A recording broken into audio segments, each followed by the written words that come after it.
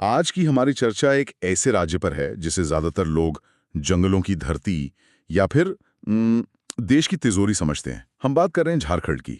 लेकिन हमारे पास जो सोर्सेज हैं वो एक बिल्कुल अलग और कहीं ज्यादा दिलचस्प कहानी बताते हैं। ये सिर्फ भारत का खनिज दिल नहीं है, बल्कि उसकी सांस्कृतिक आत्मा भी है।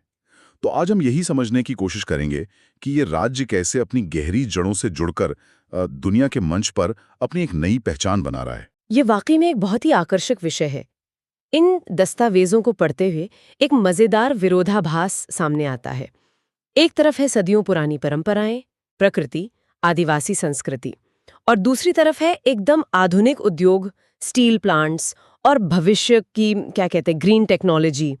ये कहानी है कि कैसे कोई जगह अपनी स्थानीय पहचान को मजबूती से पकड़कर एक ग्लोबल खिलाड़ी बन सकती है। बिल्कुल।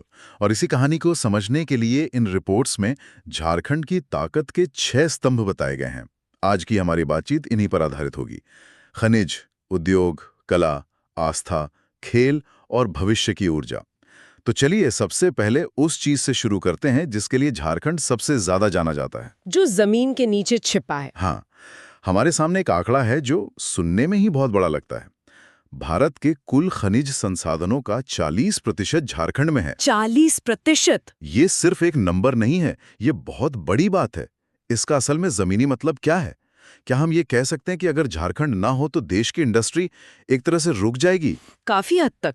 इसे ऐसे समझिए कि झारखंड भारत के अर्थव्यवस्था का वो इंजन रूम है जहां से असली ताकत आती है। इसी वजह से इसे भारत का रूर भी कहा जाता है, जर्मनी के उस मशहूर औद्योगिक इलाके की तरह। अच्छा। हमारे पास जो जानकारी है वो बताती है कि देश का लगभग 29% कोयला यहीं से आता है। ये वो कोयला है जो देश के ज्यादातर थर्मल पावर प्लांट में जलता है। जिससे हमारे घरों में बिजली आती है और फैक्ट्रियां चलती हैं। बिल्कुल। तो हाँ, ये देश की ऊर्जा सुरक्षा की रीढ़ है। और कुछ खनिजों में तो इसका मतलब एकाधिकार है, ये देश में और कहीं मिलते ही नहीं है। हाँ, जैसे कि कोकिंग कोल जो स्टील बनाने के लिए बेहद जरूरी है। और यूरेनियम और पायराइड भी, इन सब का एकमात्र उत्पादक झारखंड ही है। और यही बात इसे और भी ज्यादा महत्वपूर्ण बना देती है। ये सिर्फ एक सप्लायर नहीं है, बल्कि एक ऐसा रणनीतिक एसेट है जिसके बिना देश के कई जरूरी उद्योग काम ही नहीं कर सकते। सही बात है। लेकिन कहानी सिर्फ जमीन से खनिज निकालने तक ही खत्म नहीं होती। इन रिपोर्ट्स में एक बहुत खूबसूरत लाइन लिखी है जमशेदपुर के बारे में। ये वो जगह है जहां भारत ने इस्पात बनाना सीखा। और यहीं एशिया का पहला प्राइवेट इंटीग्रेटेड स्टील प्लांट लगा था। ये एक ऐतिहासिक मील का पत्थर था। और वो विरासत आज भी सिर्फ जिंदा नहीं है, बल्कि कई गुना बड़ी हो चुकी है। जरा सोचिए, टाटा स्टील जिसकी शुरुआत यहाँ हुई थी, आज दुनिया के 26 देशों में काम कर रही है। वाह। यहाँ बना स्टील और ऑटो पार्ट्स पूरी दुनिया में निर्यात होते हैं। तो ये सिर्फ कच्चा माल सप्लाई करने वाला राज्य नहीं रहा, ये अब एक ग्लोबल मैन्युफैक्चरिंग हब बन चुका है। यहाँ एक और दिलचस्प बात जो इन दस्तावेजों से निकल कर आती है वो ये है कि झारखंड की ऊर्जा क्षमता अब देश की सीमाओं को भी पार कर रही है। गोड्डा पावर प्लांट का उदाहरण तो कमाल का है, एक 1600 मेगावाट का प्लांट। और उसकी 100% बिजली बांग्लादेश को एक्सपोर्ट की जाती है। मतलब पूरी की पूरी बिजली। जी हाँ, ये अपने आप में एक अनोखी बात है। ये भारत का एकमात्र ऐसा पावर प्लांट है जिसे बनाया ही सिर्फ एक्सपोर्ट के लिए गया है। इसका मतलब साफ है, झारखंड अब सिर्फ भारत को ही नहीं बल्कि अपने पड़ोसी देशों को भी रोशन कर रहा है। तो ये तो हुई पारंपरिक उद्योग और ऊर्जा की बात। लेकिन जो चीज मुझे सबसे ज्यादा हैरान कर रही है वो ये है कि झारखंड सिर्फ अपने अतीत पर नहीं जी रहा, ये भविष्य की तैयारी भी कर रहा है। इन दस्तावेजों में महत्वपूर्ण खनिजों यानी क्रिटिकल मिनरल्स का जिक्र है। और ये समझना बहुत जरूरी है कि ये खनिज महत्वपूर्ण क्यों है। लिथियम, कोबाल्ट, ग्राफाइट, ये वो तत्व हैं जिनके बिना आज की सबसे बड़ी टेक्नोलॉजी क्रांति वो अधूरी है। मतलब इलेक्ट्रिक गाड़ियों की बैटरी। हाँ, इलेक्ट्रिक गाड़ियों की बैटरी, सोलर और विंड एनर्जी को स्टोर करने वाले सिस्टम्स, पूरी दुनिया जिस ग्रीन एनर्जी की तरफ भाग रही है उसकी चाबी इन खनिजों के पास है।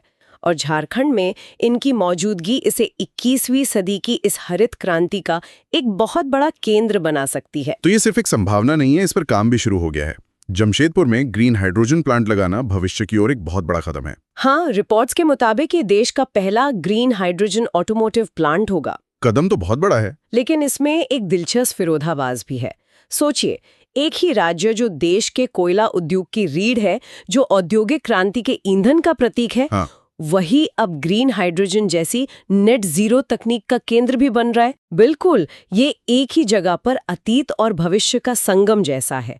ये दिखाता है कि ये राज्य कैसे खुद को बदल रहा है। तो हमने देखा कि जमीन के नीचे क्या है खनिज और जमीन के ऊपर क्या है उद्योग, लेकिन इस सब के बीच जो लोग हैं उनकी कहानी क्या है? चलिए अब झारखंड की आत्मा यानी उसकी संस्कृति में उतरते हैं। बिल्कुल, क्योंकि इन रिपोर्ट्स के मुताबिक झारखंड की असली दौलत सिर्फ खदानों में नहीं, बल्कि यहाँ के लोगों के हुनर और उनकी परंपराओं में भी है। यहाँ हजारीबाग की आदिवासी महिलाओं की बनाई सोहराई और कोहर बर कला का जिक्र है। ये इतनी खास है कि इसे जीआई टैग भी मिला है। यानी सरकार ने भी माना है कि इस तरह की ऑथेंटिक कला सिर्फ इसी इलाके में मिलती है।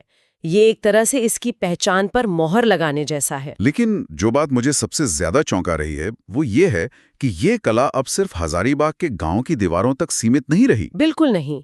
जरा सोचिए, एक ऐसी कला जो शायद सदियों से प्रकृति के रंगों से बनती आई हो, वो आज पेरिस, सिडनी और लंदन की मॉडर्न आर्ट गैलरी में लगी है। ये तो बहुत बड़ा सफर है। बहुत बड़ा। ये दिखाता है कि दुनिया अब ऑथेंटिसिटी या असल चीज की तलाश में है, और वो उसे झारखंड में मिल रही है। ये इस बात का सबूत है कि कैसे एक बेहद स्थानीय परंपरा बिना अपनी आत्मा खोए पूरी दुनिया के दर्शकों तक पहुंच सकती है। और फिर छऊ नृत्य का भी जिक्र है।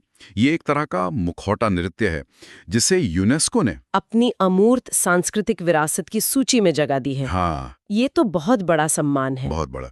यूनेस्को की मान्यता का मतलब है कि दुनिया मान रही है कि ये सिर्फ एक डांस फॉर्म नहीं है, बल्कि पूरी मानवता की धरोहर है जिसे बचाकर रखना जरूरी है। सही। ये मान्यता दुनिया को बताती है कि झारखंड का मूल्य सिर्फ उसकी खदानों में नहीं, बल्कि यहाँ के लोगों की जीती जागती संस्कृति, उनकी कहानियों और उनकी कला में भी है। कला के साथ साथ यहाँ आस्था के भी दो ऐसे बड़े केंद्रों का जिक्र है जो देश विदेश से लोगों को अपनी ओर खींचते हैं। हाँ, एक तो है जैन धर्म का सबसे पवित्र तीर्थ सम्मेद शिखर जी, जिसे पारसनाथ पहाड़ी भी कहते हैं, जहाँ कहते हैं कि 24 में से 20 तीर्थंकरों को मोक्ष प्राप्त हुआ था। और इसकी ग्लोबल पहुंच का अंदाजा इस बात से लगाया जा सकता है कि यहाँ सिर्फ भारत से ही नहीं, बल्कि अमेरिका, ब्रिटेन, ऑस्ट्रेलिया जैसे देशों से भी हजारों तीर्थयात्री हर साल आते हैं। तो ये एक अंतर्राष्ट्रीय आध्यात्मिक केंद्र है। बिल्कुल। और दूसरा है हिंदुओं का प्रसिद्ध तीर्थ देवघर में स्थित बैद्यनाथ धाम, जो 12 ज्योतिर्लिंगों में से एक है। यहाँ के श्रावणी मेले के बारे में कहा जाता है कि ये पूर्वी भारत का सबसे बड़ा धार्मिक जमावड़ा है। लाखों लोग आते हैं। ये आस्था और पर्यटन का एक जबरदस्त संगम है। तो एक तरफ कला है जो दुनिया की गैलरियों तक पहुंच रही है, दूसरी तरफ आस्था है जो दुनिया भर के लोगों को यहाँ खींच कर ला रही है। ये दिखाता है कि इस राज्य की सांस्कृतिक जड़ें कितनी गहरी और विविध हैं। और इसी हुनर और जज्बे की एक और मिसाल हमें खेल के मैदान पर भी देखने को मिलती है। कमाल की बात है कि जो राज्य देश को कोयला देता है, वही देश को हीरे जैसे खिलाड़ी भी देता है। बिल्कुल, ये एक बेहतरीन कनेक्शन है। यहाँ दो नामों का खास तौर पर जिक्र है जो दो अलग अलग पीढ़ियों की कहानी कहते हैं। एक है जयपाल सिंह मुंडा। 1928 में जब भारत ने एम्स्टर्डम में अपना पहला ओलंपिक हॉकी गोल्ड मेडल जीता था, तो वो उस टीम के कप्तान थे। वो उस नींव के पत्थर की तरह हैं। बिल्कुल, जिन्होंने अंतर्राष्ट्रीय मंच पर भारत की धाक जमाई। और दूसरे हैं महेंद्र सिंह धोनी, 2 बार के वर्ल्ड कप विजेता कप्तान, जिन्हें आज पूरी दुनिया जानती है। हाँ।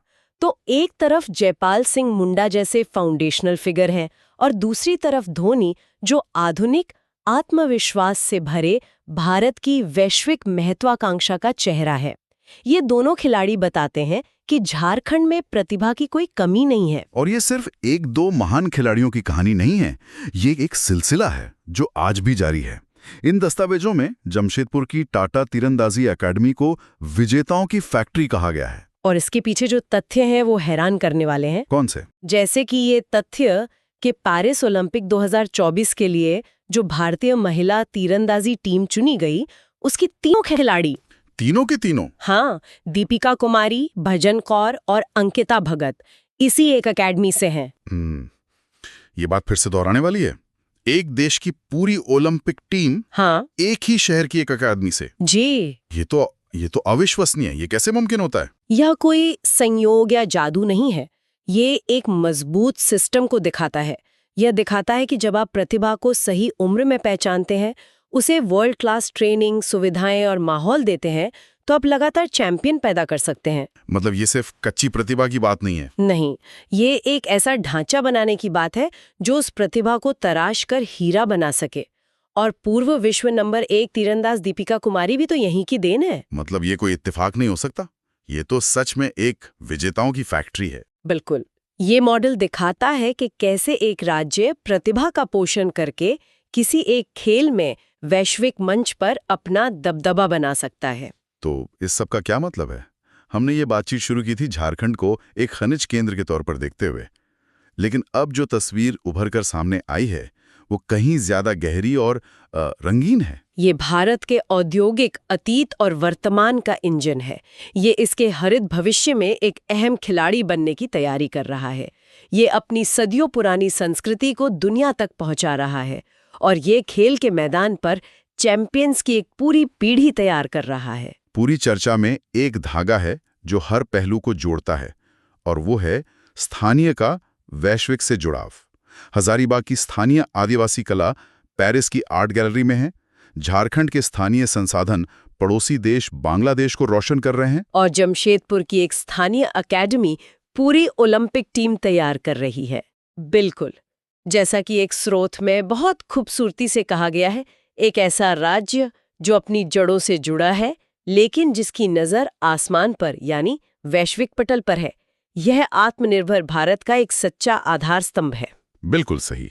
इन सभी स्रोतों से एक बात साफ है कि झारखंड सिर्फ कच्चे माल के आपूर्तिकर्ता से एक वैल्यू क्रिएटर यानी मूल्य बनाने वाले निर्माता के रूप में विकसित हुआ है। चाहे वो तैयार स्टील हो, वर्ल्ड क्लास एथलीट हो या फिर भविष्य की ग्रीन टेक्नोलॉजी। तो श्रोताओं के लिए सोचने वाली बात यह है, जैसे जैसे दुनिया कोयले और लोहे जैसे भौतिक संसाधनों से आगे बढ़कर स्थिरता, संस्कृति और हुनर जैसे अमूर्त मूल्यों को ज्यादा महत्व दे रही है, आने वाले दशकों में झारखंड जैसे संसाधन संपन्न क्षेत्र की परिभाषा कैसे बदल सकती है?